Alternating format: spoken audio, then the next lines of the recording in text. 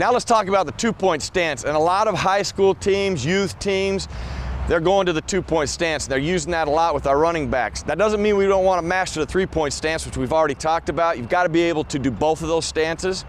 But we'll talk about the two-point stance. The most important thing that you must realize in a two-point stance is that your knees are flexed, that they are bent slightly, so that you have your hips down and you're in a position to explode forward, left, or right. Now, about your feet.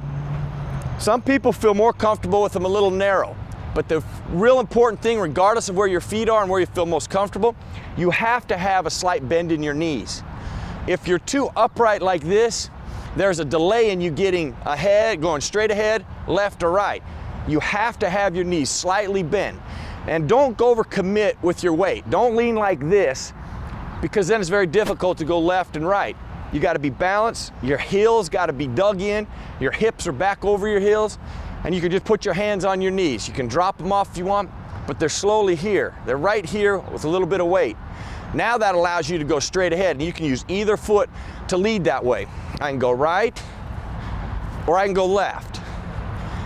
If I'm going to go to the right, I can open up, or I can cross over. And the same when I go left. I can open up, or I can cross over, depending on how you feel most comfortable and really whatever play it is that you're trying to execute. One time really quick. Feet where you feel most comfortable. Don't want to get too wide now, and you clearly don't want to get too narrow. You want to be about shoulder width apart or a little wider. Most important part, knees must be slightly bent.